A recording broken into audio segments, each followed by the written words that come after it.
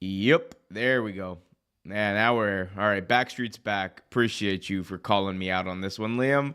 Guys, welcome back to the most interactive wrestling show on the interweb. Welcome back to Wrestling with Omer. And look, we have a troll in the chat. Welcome, Just Brian. Great channel for gaming content and all your 2K stuff. Go, guys, go subscribe to Brian's channel right now. Amazing for that. As far as wrestling takes go, it's the shits. But we got Liam over here going, hey, hear you now. All right, we're back. Welcome back to the most interactive wrestling show on the interweb. As I said before, we're going to be talking about Solo Sikoa's seemingly hostile takeover of the Bloodline. Also, Jon Moxley has poured his blood, sweat, and tears, setting the entire world outside of WWE on fire, and he did so again after winning the IWGP World Heavyweight Championship this past Friday on New Japan Strong Pay-Per-View. We're going to be talking about that. Shout out to you, Brian. Love you, bro. By the way, Brian's going to be joining me for, of all things, a Dynasty preview on Wednesday night. So go, guys, be sure to tune in Wednesday night when I teach Brian what real pro wrestling is.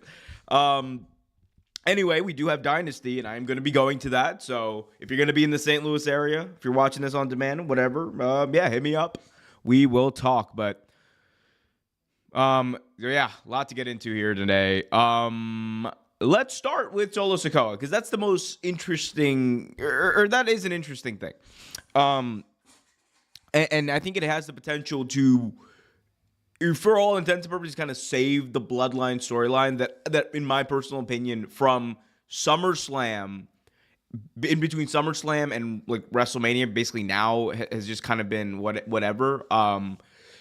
Like The Rock and the integration with The Rock made it more special, and I think like it kind of refreshed it a little bit and restarted it essentially, because like it just got to a point where they weren't even telling a story. Jimmy came back, and for no reason other than, oh yeah, I'm the tribal chief now. No, okay, Roman, I acknowledge you. It was so stupid. No reason. There was no reason for him to cost Jay the world championship. It was never explained outside of, I'm your older brother, Oos. That what? What? Like, you're telling me these guys are twins. These guys have traveled the world together and were literally in the same womb. And it'd be one thing, right, if it was explained away as just pure jealousy. That could have made it a more interesting story, but that wasn't the story. Let's be honest, it wasn't the story. The story was he wanted to protect his little brother. And it was some bullshit. We all know it was some bullshit. But all that being said, what happened on Friday night with, again, the debut of Tama Tonga, who, for those of you like just Brian out here, is a former New Japan Pro Wrestling talent, member of the Bullet Club, in my opinion, the most influential wrestling group, definitely in modern history, arguably of all time. Tama Tonga made his debut this past Friday, attacking Jimmy Uso, seemingly as punishment for the loss that Roman suffered at WrestleMania, the loss that the Bloodline, I should say, suffered at WrestleMania, because they got cooked, as Brian would tell you. They got cooked. And this seems to be Solo Sikoa asserting his dominance in the absence of the tribal chief. Well, in the absence of Roman Reigns, because now Solo, it's implied here via a backstage segment after the beatdown of Jimmy Uso this past Friday night, Solo is the new tribal chief. Tama Tonga is his heavy, and Paul Heyman is his captive. Paul Heyman is his hostage. Paul Heyman is the new, hesitant, however fearful, wise man for Solo Sikoa, who seems to have taken over. And I do love this, and I do love the story the stories that they could tell here, because you have, obviously Tama Tonga coming in, makes it fresh, makes it new, adds a new member to the Bloodline, the son of Haku, and you could even bring in like some integration between Haku and other members. But what this could do to even like just again reset the playing field for the Bloodline and enter a new chapter. Like Triple H said it in the post Mania press conference this past week. He said that the Bloodline storyline is only hitting its stride right now. Like it's only going to get better and better and better from here. And I said it before, I will say it again. If they continue to tell great stories, and if they are actually able to capitalize on the evolution or seeming evolution of this story, this may go down as the greatest story that wrestling has ever seen. It was garbage for nearly half a year there after being so spectacular, and I think that's the unfortunate part, right? Because I mean, the Sami Zayn part like was the peak. If we're being honest, like that was the peak of this entire storyline. There are going to be a lot of people like, "Oh, Cody Rhodes won the title. That was the peak." That Cody Rhodes winning the title was a peak for Cody Rhodes and a peak for his story. It was not a peak for the Bloodline story. That's just the God's honest truth. Because Cody, as you know, as integral as Roman was to Cody's story, because he had the belt, Cody's story didn't need the Bloodline, and the Bloodline story didn't need Cody. But the Bloodline story did need Sami Zayn. The Bloodline story did need Jey Uso. And I've said it before, I'll say it again. Like the first like part of this story, if you look at it and really break it down, the protagonist the entire time was Jey Uso. He was always the protagonist. He was always the main baby face, for lack of a better term. Even when he wasn't a face, because you were seeing everything through his lens. He was the guy you sympathized with most throughout. And then, you know, Sami Zayn came in and really made that shine. And I have videos breaking that down. Y'all can go check it out. But you know, again, it's a story that we believe is past its peak, but it could reach a new one if they do it right. And the way you do it, in my eyes, is through telling the story of Solo Sikoa as the badass who's running through the entire, you know, WWE locker room, wherever he ends up in the draft. Maybe he ends up on Raw, and he's going to go after the World Heavyweight Championship, and he becomes a World Heavyweight Champion at some point. What this should lead to at, let's say, November, Survivor Series, Bloodline Civil War. Have Solo, Tama Tonga. If you can bring in Hikuleo by that time, that would be great. Bring in The Rock,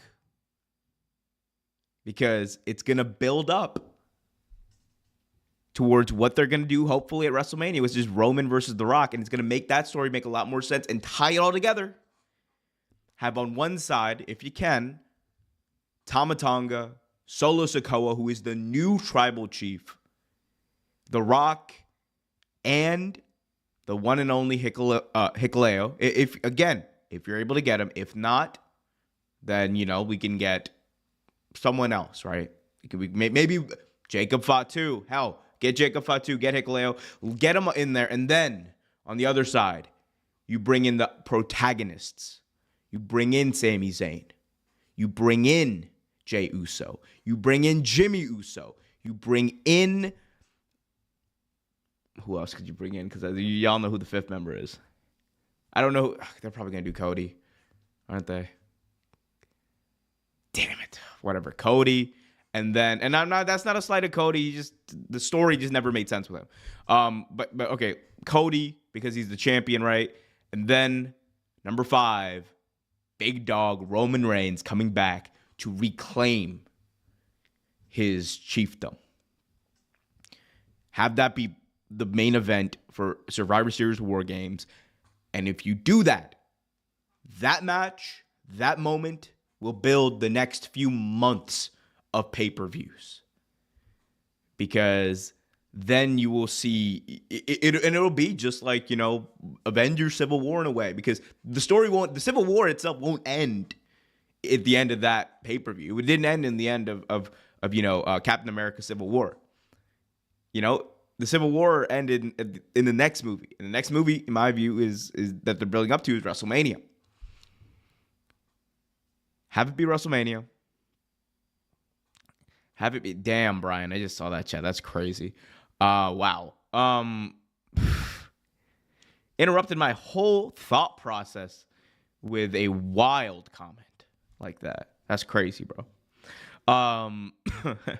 Guys, be sure to smash that like button, subscribe, hit that notification bell. Nah, man, shout out to the Samoans. They're proud people. We love them. Giving us the greatest stories in modern wrestling history right now. Or, well, one of the greatest stories in modern wrestling history. We all know how I feel about Cody's story. Anyway, love Cody. But you obviously have the potential for Rock Roman. You can do Cody versus Solo and have that be a big match, maybe at Mania.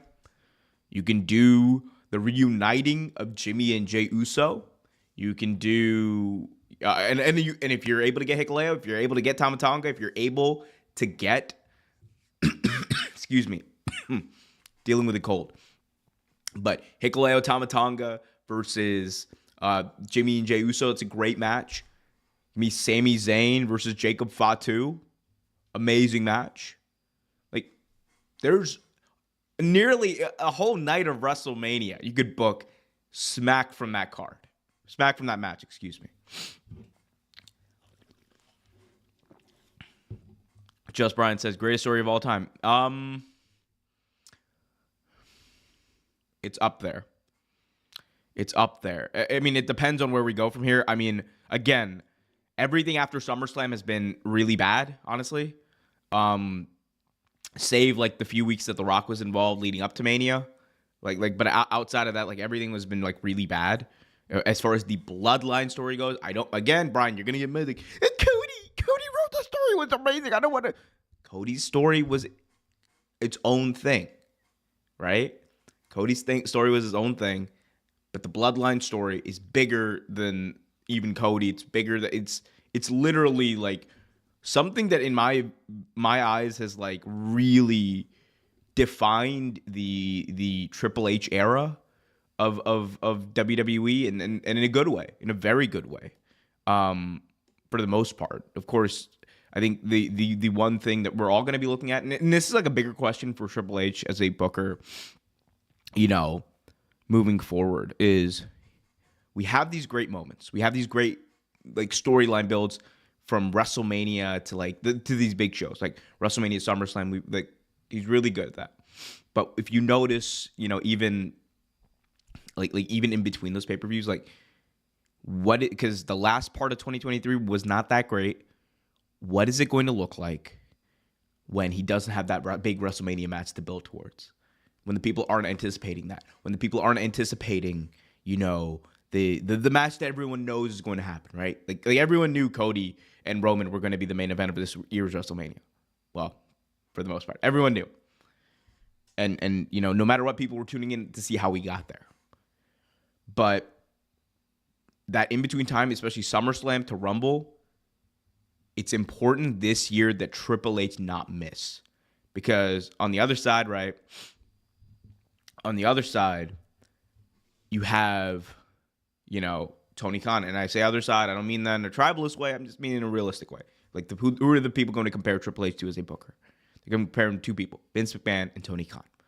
If you look at him compared to Tony Khan, say what you want about Tony and whether or not you prefer his style of booking or his style of wrestling, the truth is the truth. When it comes to pay-per-views, the man almost never misses. It's true. It's true. It's damn true.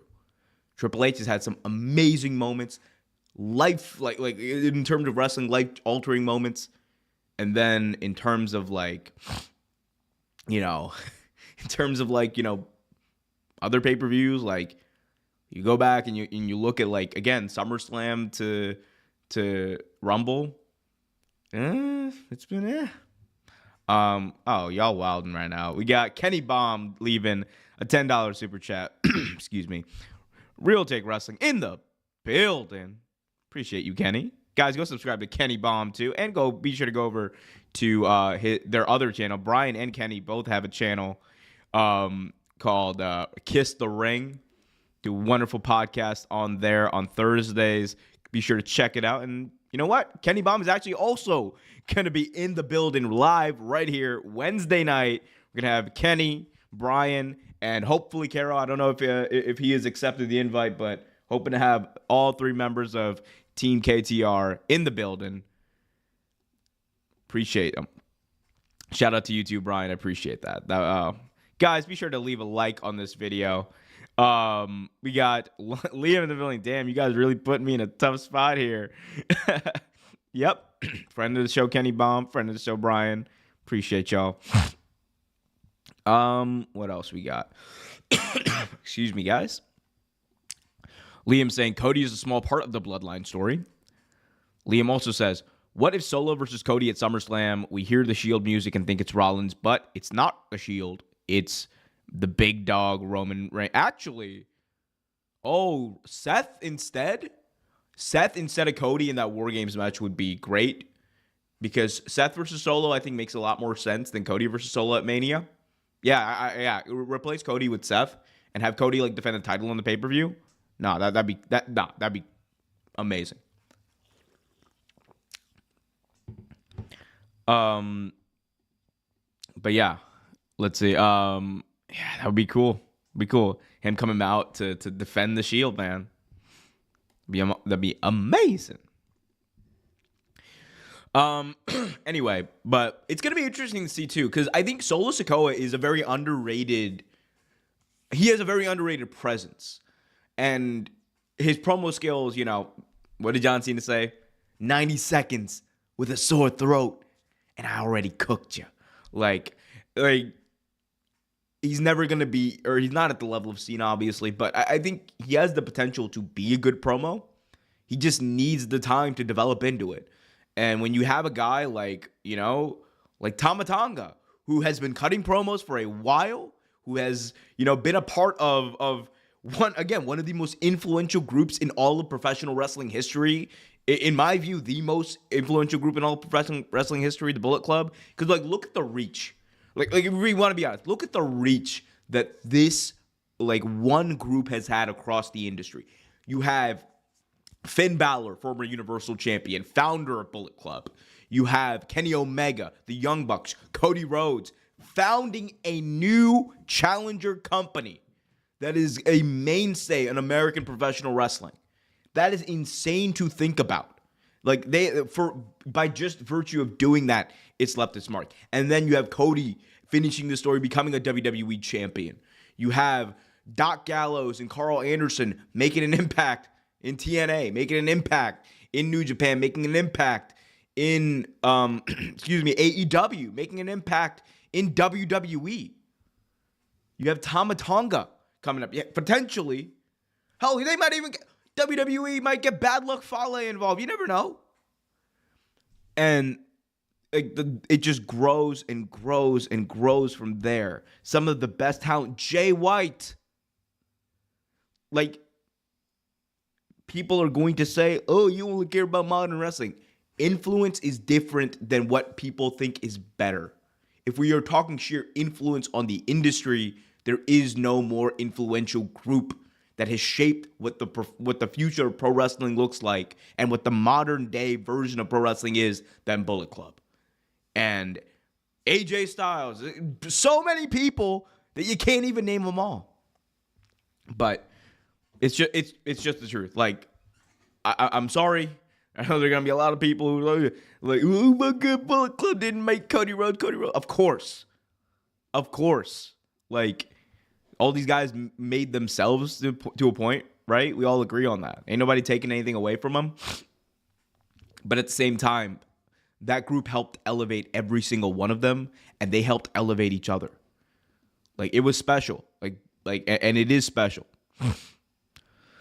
Excuse me, man. Ooh, gotta take some cough syrup after this. But shout out to Bullet Club, man. Still to this day wrecking it. By the way, you guys have not seen Gabe Kidd. I'm telling y'all, this dude, forget David Finlay. I'm so sorry. I am so tired of David Finlay being the leader of Bullet Club. just give it to, just have Dave Kidd turn on him already and then be the guy. He's so good. He's so good. Oh my God, what a guy. Liam says, big week ahead and it's 15 past midnight. All right. Well, I appreciate you for tuning in, Liam. You got to go, but hey, can't wait to hear your insights from Scotland, man. When Drew defends or when Drew wins the belt back, hopefully if he's re-signed. Speaking of pay-per-views, I'm gonna be going to AEW Dynasty in good old St. Louis next week. I'm really looking forward to that. It literally 1 week from right now, 7 days to the hour, to the day, I am going to be seated for Dynasty, and it's one of the most exciting pay-per-views I've made a decision to go to. Let me just, you know what, we're gonna have to do it, right? We will have a excuse me, I'll have a whole rundown. Obviously we'll have a preview episode, but guys, fellas, people, friends, let's talk about this stacked card. Would you just look at it? Oh my God, would you just look at it? Look at how stacked this card is. You got the AEW World Championship match, Samoa Joe and Swerve Strickland, likely Swerve's crowning moment. You have Will Ospreay, Bryan Danielson, which in my opinion is already the greatest wrestling match to ever happen. I am building it up in my head that way. Do not disappoint, fellas. We have the AEW World Tag Team titles being decided between two of the greatest tag teams of all time. Definitely the two best tag teams of the modern era, FTR and the Young Bucks, in a ladder match, fourth installment of this feud. We're going to see who wins this next evolution of this feud. I'm going to completely take the Punk stuff out of my mind for sake of my own sanity on this. AEW Continental Championship on the line. The Rainmaker, Kazuchika Okada versus the Bastard Pac. You got Tony Storm, Thunder Rosa. Great match upcoming on Sunday that is going to decide really whether or not Thunder Rosa still has a claim to that belt. I mean, it's going to decide the belt, obviously, but remember, Thunder Rosa was not beaten for that belt. She had to vacate it. Roderick Strong taking on Kyle O'Reilly. So they just decided to have Roderick Strong turn on Kyle O'Reilly. I wish there was a bit of a more build to this. I mean, there obviously was a build, but I'm talking about I wish it was a bit more, not dragged out, but I do wish it was, fleshed out more, I guess. And given a bit more prominence on Dynamite rather than just Collision. But either way, I watch Collision every week, and I think it's fine.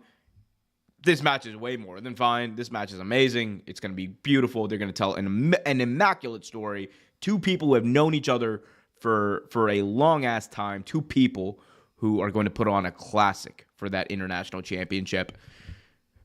Julia Hart defending the TBS belt against Willow Nightingale. I really do believe that Julia Hart's title is in jeopardy. I think Willow wins, and we get Willow versus Mercedes at Double or Nothing for the TBS title. And we have trios action, House of Black versus Adam Copeland, Eddie Kingston, and Mock Briscoe, just for the hell of it. To me, this is one of those cards, they're every single match on this card is going to be a banger. And I feel like I do this literally every single time that AEW puts on a pay-per-view. I deadass feel like I'm like, this is the best card they've ever put together. And it's wild because I'm looking at it, right? And look, no Moxley, no Omega, no Brian, or sorry, no Claudio, no Hangman, no Mercedes, even though she's in the company. And this is still in contention for one of the best pay-per-view cards that AEW has ever put together. And a lot of it, if we're being honest, built around like two big matches, that being Bryan versus Ospreay and the world title match. But you also got the Young Bucks and FTR, which is always going to be a massive deal. And then Okada versus the Bastard Pac with a title on the line.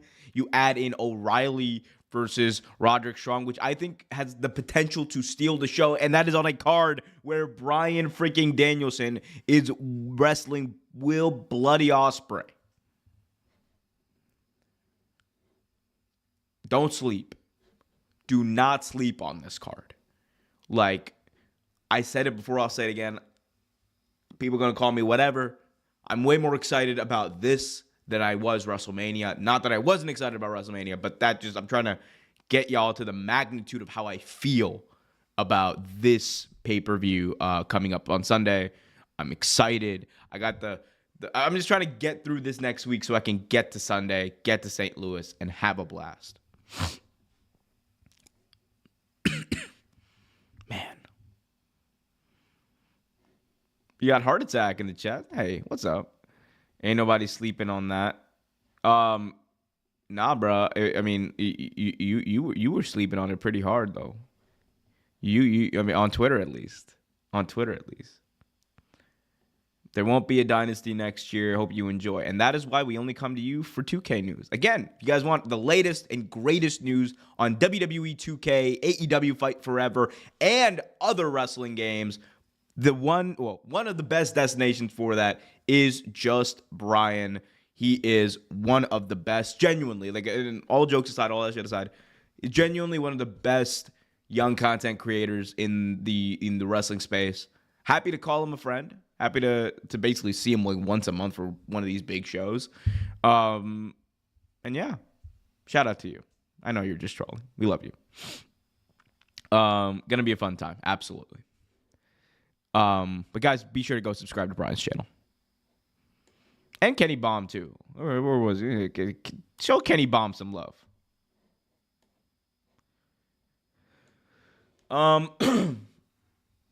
Let's see. What else do we got to talk about? Oh, Moxley.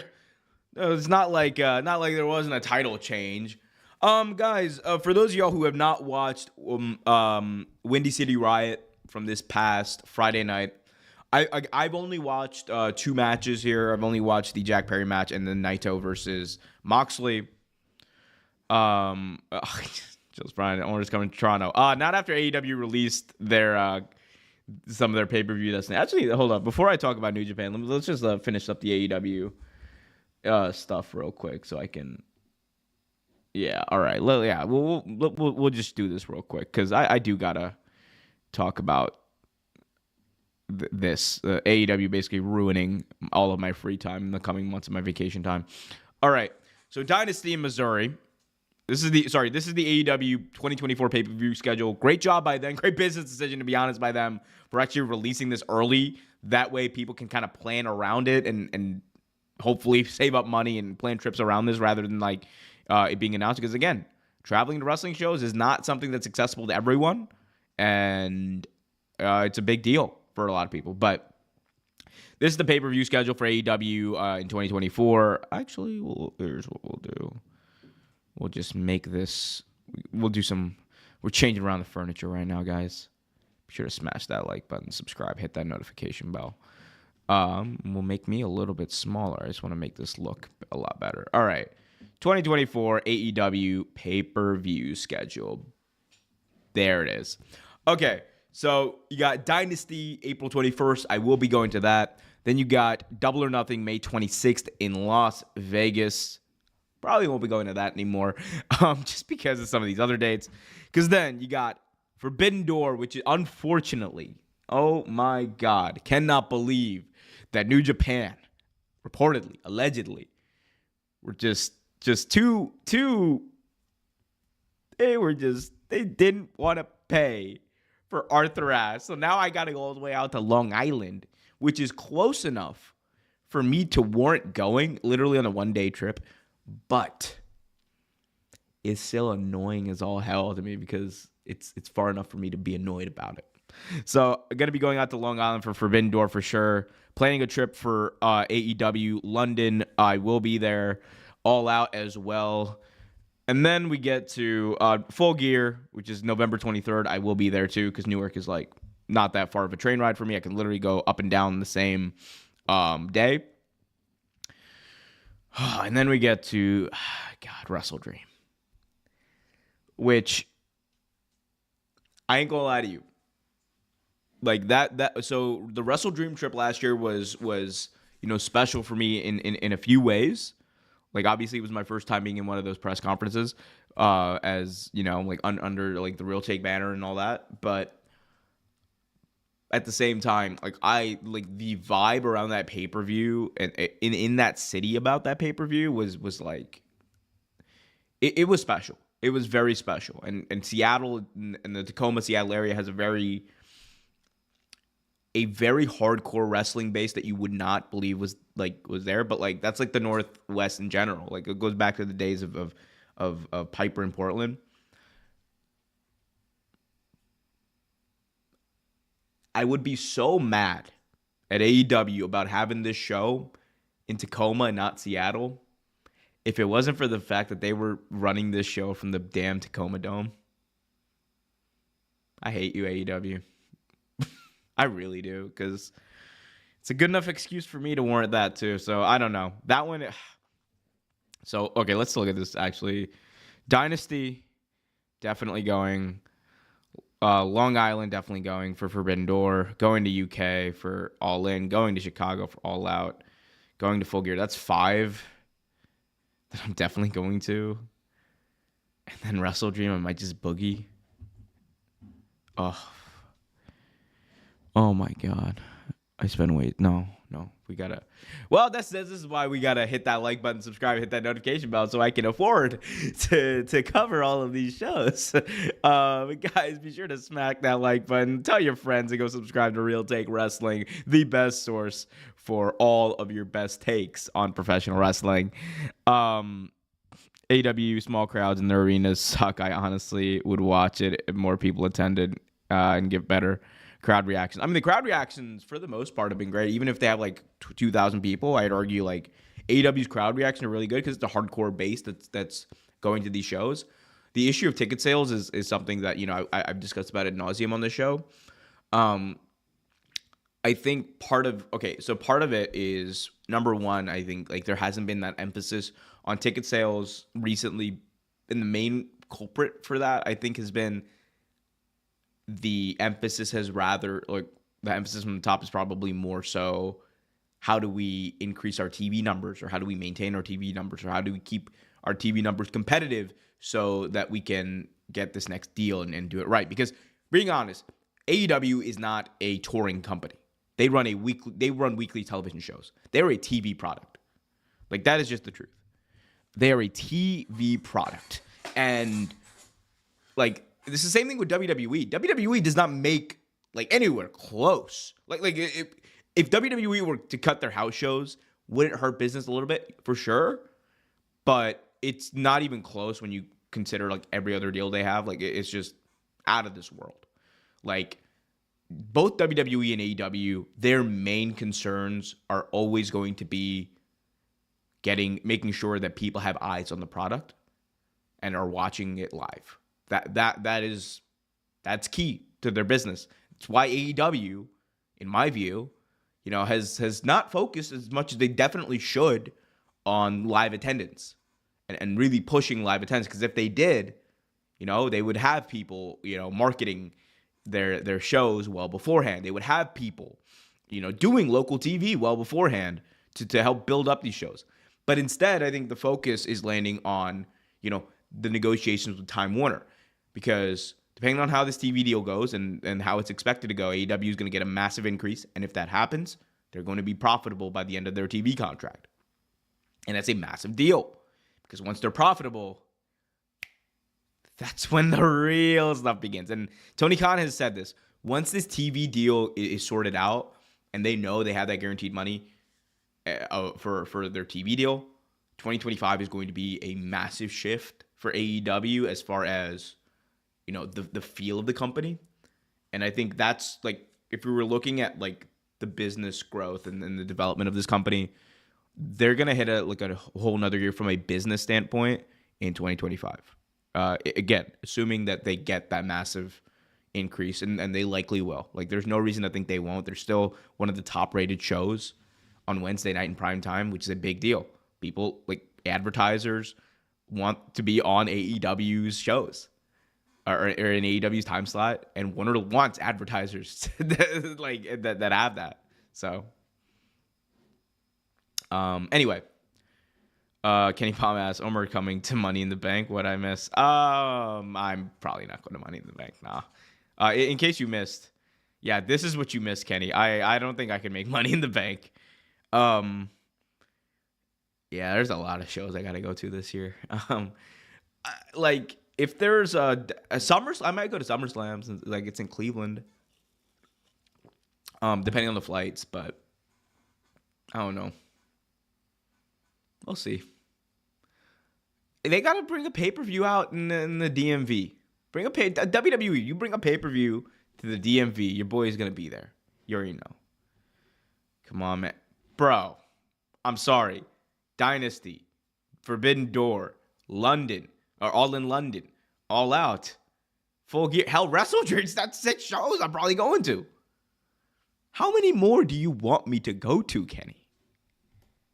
How many more do you need me to go to?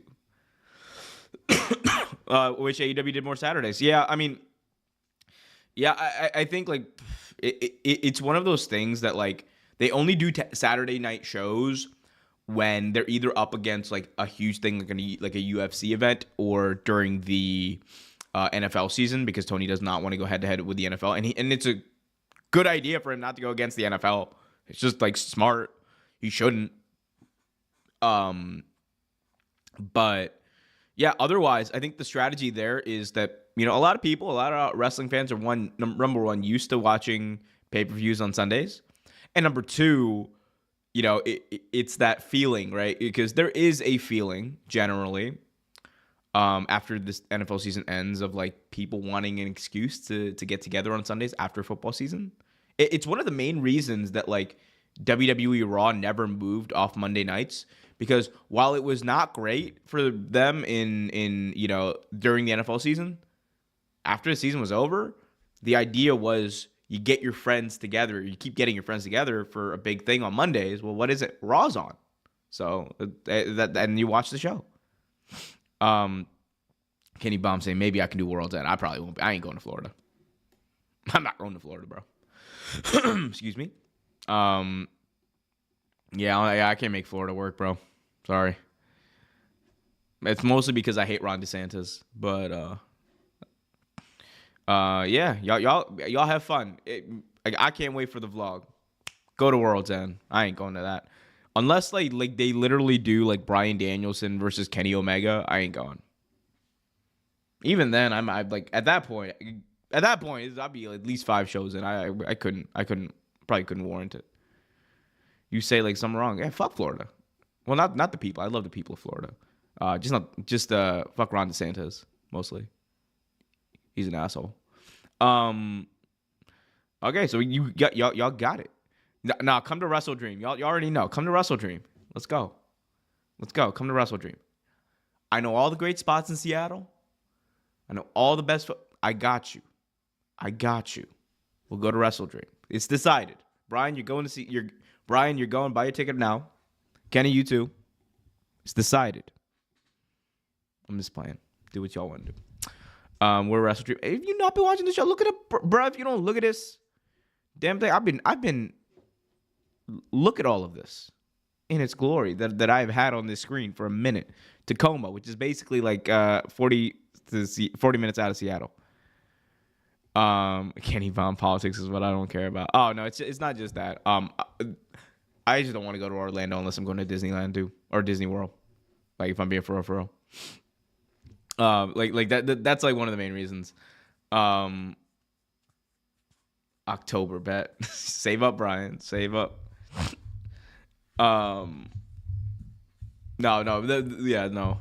It's that and the whole Disney World thing. If I'm going to Orlando, I'm going for Disney World. I'm not going for wrestling. Plus, I'm gonna try to go, and the other reason is that's gonna be really close to New Year's, which means it's gonna be really close to Wrestle Kingdom, which I'm planning a trip for Japan in the first week of like an actual fun trip in Japan, the first week of January. So, anyway, enough about my life. Guys, be sure to smash that like button, subscribe, hit that notification bell. We can do a Disney vlog too. I ain't got that. Nah. Disney's gonna have to wait until after Japan.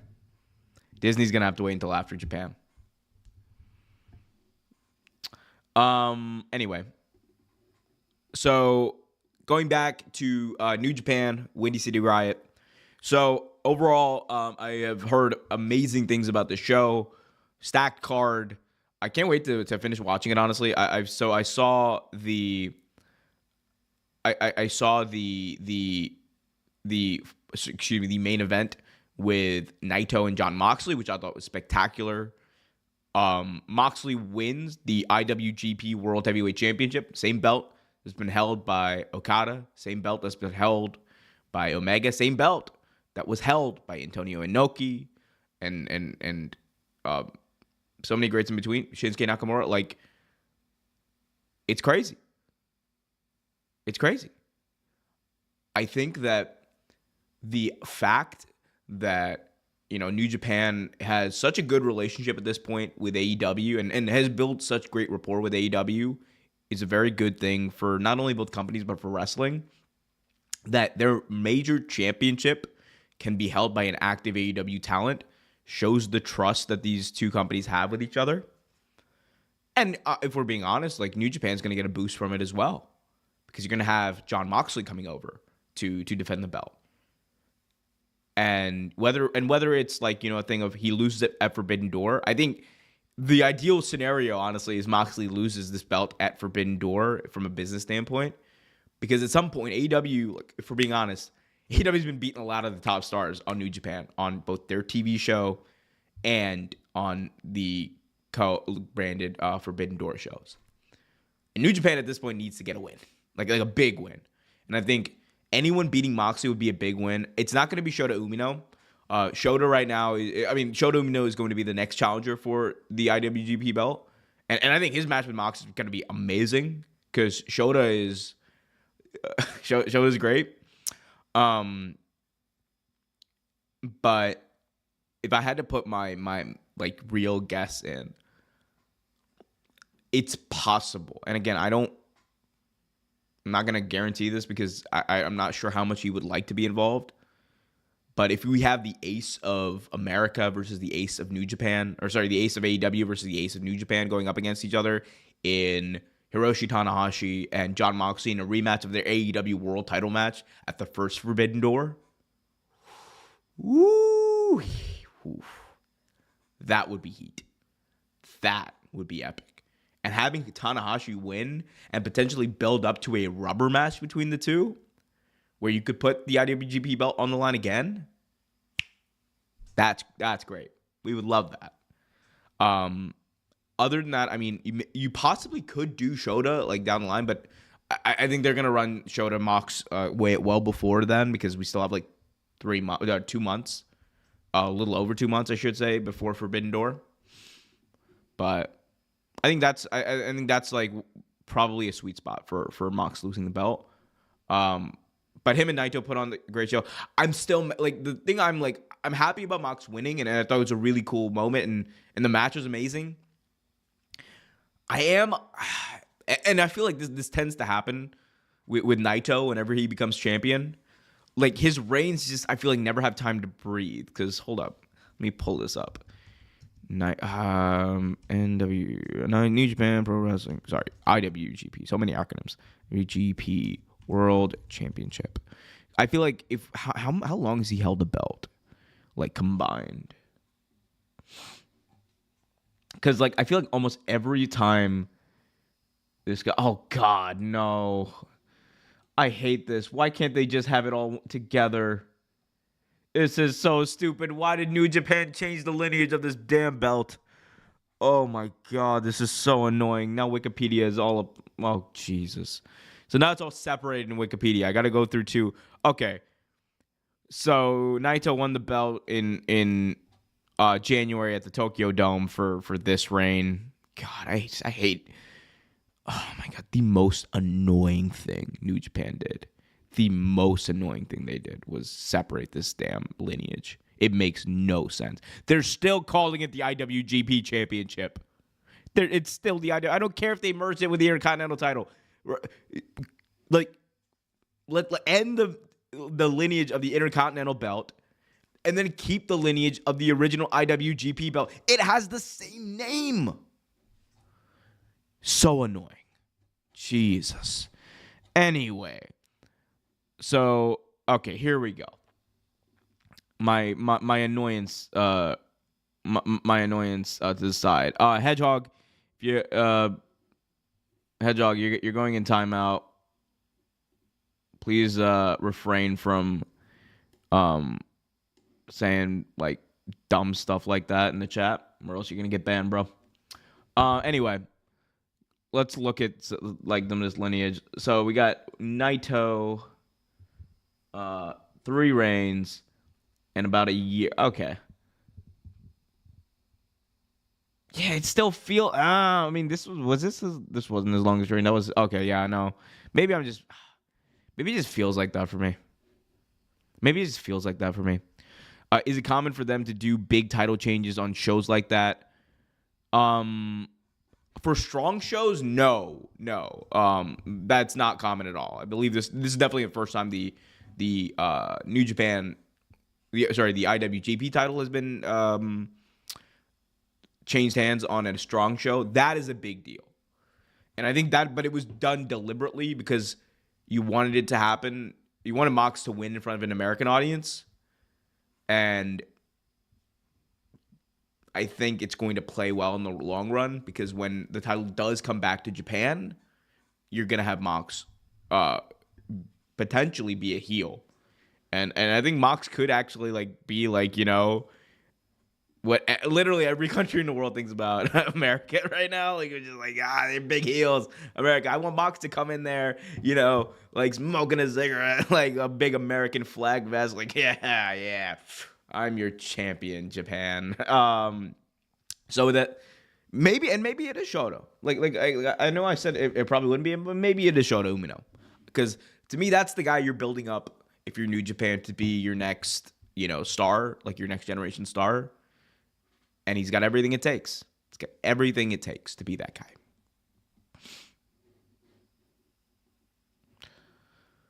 Oh, man.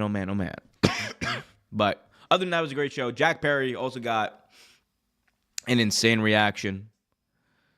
So obviously the show was in Japan, hence the name Windy City Riot. Perry comes out. Did not come out to Cry Me a River, although I know Kenny Baum would love some of that. But he came out to a very, very visceral reaction in Chicago. Got booed out of the building, and the way the entrance ramp was set up was really cool because it kind of reminded you of, in a way of visually at least, the shot of John Cena coming into enemy territory at the 2006 edition of ECW One Night Stand. And Jack was absolutely loving. He had the big Chicago flag draped over him, Cry Me a River on his jacket. He was playing it. This is peak Jack Perry. May not be peak Jungle Boy, but it's peak Jack Perry. And look, for better or worse, that video came out. And there's a lot that we've talked about on this channel about it being worse. The better, though, could be for Jack. Because right now, his T-shirts are selling at record numbers. Right now, there's a lot of interest in what he's going to do next. He didn't win on the Strong Show, but he's being built back up and to have a presence on AEW TV. And as Kenny alluded to in this chat right here, he could come out at Dynasty. It would be interesting. Because when I tell you that I don't think that there's a guy right now that is already signed to AEW that could come back and get a reaction like that. Like, I mean it. Like I think outside of Omega, maybe. Yeah, definitely outside of Kenny. I think when like Jack returns, and if it is now, I think probably it's the right time to do it. Help him defeat FTR, play into this story that you've already like, told and put yourselves in. Like, just play into it at this point. And have Jack Perry, be the disgruntled guy who has a bit of a gripe for sure as a quote unquote scapegoat, but also is probably victim blaming a little bit too much, or blame, making himself, or playing the victim, I should say, a little bit too much. There's definitely a story to be told there. And look, I want Jack Perry to show up at the show I'm going to. So, hell yeah. Maybe that's the time. I don't know. Anyway, guys, we're heading down the home stretch of this stream, this show. Be sure to smash that subscribe button, or smash that subscribe button too, but slap that like button. That's what I need you to do. I need y'all to hit that Will Smith on Chris Rock. You're Will Smith. The like button is Chris Rock. Smash it. Smack it.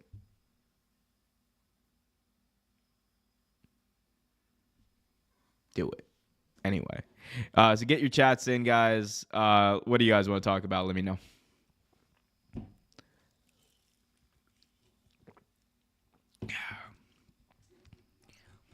Oh.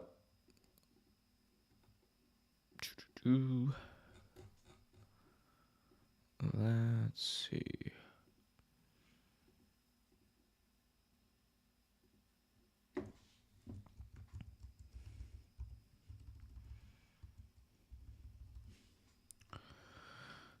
Cry me a river. Cry me a river.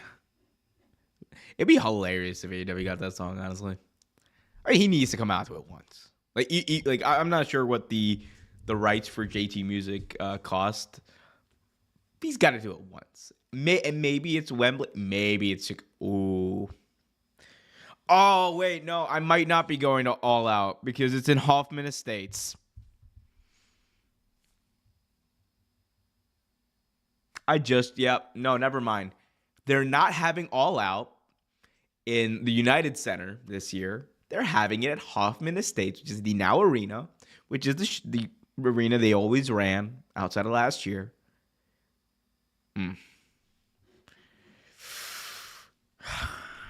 Chicago is like an easy city for me to go to because I have like so many friends there I can stay with. So the hotels aren't really even like a cost for me. But my God. Oh, that's so annoying. Is that a smaller arena than the United Center? Yeah, but like it still seats 10,000. Or it's still like they've still like had like they've sold over 10,000 tickets for shows at the Now Arena. Like I think here, let's go All Out 2019. Like that was the same arena they had All In, the original All In at, and that was like over 10,000. Yeah. So in 2015, if we look at like the arena itself is like pretty decently sized. Like it's I would say like it's a regular wrestling arena. Oh, there we go. Now you can see the attendance. But yeah, look at that. Like 2019, they sold like 10,500 tickets. 2020 was obviously pandemic, but 2021 sold like over 10,000 tickets. Sold over 10,000 for 2022, and then they get to United Center and they sold like just under 10,000 tickets. And that may have played into the calculus of it, but I'm so pissed that they're having it. It's not even like the arena itself. I mean, the arena, like the food is ass, but the thing I'm most concerned about, and the thing that makes me mad about this is it's like an hour away from Chicago. Like it's far. And like to call like that, I don't know. Like if you live in New York City, let's say you live in New York City. Or if let's say like AEW is like saying, like, oh my God, we're gonna have AEW Battle of the Belts in live from New York City, and you look at, oh great, that's amazing, and it's like, okay, where's the show? It's like, oh wait, you mean that's not New York City? You mean you're gonna have it in like all the way out in Long Island? Like that's not New York City. That's Long Island. That's a different place. It's even a little farther out than Long Island, I will say. But if you're like in or if, like, let's say you're saying, oh, we're gonna have a show in DC, and it's like in Baltimore. Like, come on.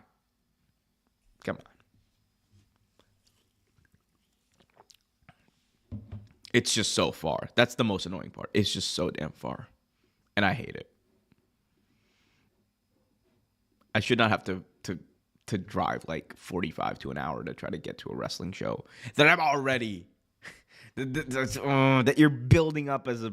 I know what they're doing, what they're saying in Chicago, but come on. Yeah, I might actually. Now that I think about it, I might have to change some plans around and just not go to All Out. Yeah, no, actually, you know what? No, I'll switch Wrestle Dream for All Out. if yeah, I might have to switch Wrestle Dream for All Out. Yeah, we might be doing that because I'm already going All In. Yeah. All right, we're doing it. We're doing it live. You guys, live on the stream. I figured out my wrestling coverage, travel plans, all that kind of stuff. Woof. If you guys want to help support all these wonderful things that I do, be sure to check out the pinned tweet in the chat that is that shows or that helps give you access to exclusive content. Patreon.com/Real Take Wrestling. Head on over there. For $5 a month, you can get access to hours of unlocked content as well as exclusive and early content moving forward. That means all the vlogs, you're going to get them early. That means all the video essays, the booking videos, you're going to get early. And that means that there's going to be stuff on there that I either can't like post on here because of something for copyright reasons. I don't know, I didn't say that. But there's stuff that I can't post on here for obvious reasons. But also just stuff that I want to put exclusively on Patreon to, help pay back to those who are helping keeping this channel growing. So if you're going to help the channel grow, head on over patreon.com/Real Take Wrestling. In fact, we'll just like, for those of y'all who are here, I'm going to do a shameless plug. Excuse me. For the Patreon. So this is it. Patreon.com/Real Take Wrestling. The link to that is pinned in the chat. You're going to get a lot of access to a whole bunch of stuff. I just dropped a ball, a tennis ball that I was holding. Come on. But as you can see here, we got all of the big membership tiers. We got the Real Takers. Kenny Baum would love this. Real Takers. Early access to video essays days before they're released on YouTube. The same for vlogs. And then quick takes on pay-per-views, including my big moments. And then you got the Big Evil Takers, or the evolution of the Big Evil Takers. Access to a weekly Patreon stream. That might be changed a little bit. You might just get might not be a weekly stream, but definitely a stream once every 2 weeks for sure.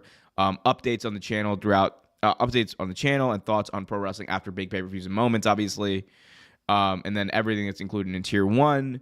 And then in Tier 3, you get all of the things that were mentioned before. And in addition, I will do a video essay on a video topic of your choosing within reason. And that means, and the reason I say within reason is because I know how many sickos are out there who will want me to cover stuff that I probably should not be covering. So here are the ground rules. It's within reason. That is my discretion. The restrictions are that it cannot be on a topic related to the death or a crime committed by a wrestler or other adult-themed content. For those of you who are wondering what adult-themed content is, y'all know what I'm talking about. If your mind is in the gutter, it's in the gutter. But you can see early access to the WrestleMania vlog, actually the unedited edition of the WrestleMania vlog, because I had to actually edit it down and, take out some things for copyright reasons, but you get the whole thing over here. You also get my full reaction to Triple H's comments from the Night 1 WrestleMania press conference. You get the unlocked content like Major Heat, where I broke down the feud between Tony Khan and Ariel Helwani. And you got all the WWE and AEW watch-alongs. You also have how Nick Khan changed the world forever, or the wrestling world forever. You also have my problem with Austin Theory, a video essay about that, and Muhammad Hassan, the most controversial gimmick in WWE history. So you get all of that. Kenny Baum, it has his mind deep in the gutter right now. I'm going to submit the best booties in wrestling. Yep, that's the reason why we ain't doing adult-themed content in that. But, again, become a member, patreon.com/Real Take Wrestling. You get access to a bunch of exclusive and fun content. And, again, if you subscribe to the highest tier, which originally was a joke tier, but I have a few people who actually subscribe to it. I don't know how that happened, but I thank every single one of you. If you subscribe to the $25 a month tier for 3 months, yeah, I'm going to make a video of your choice. So do that if you want. No, there's no guarantee it'll be put out on the main channel, but it'll be there. Dub stream. Appreciate you, Kenny. Guys, this was a dub stream. I appreciate every single one of you who tuned in. Remember, if you haven't already done so, to smash that like button, subscribe, hit that notification bell. I'm dealing with a cold, so that's probably why I was messing up throughout. But anyway, it be like that. That's live television, pal. Until next time, though, appreciate everyone. Liam, Kenny, Just Brian, Heart Attack, all of y'all. Until next time, be happy, be healthy, and as always, keep it real.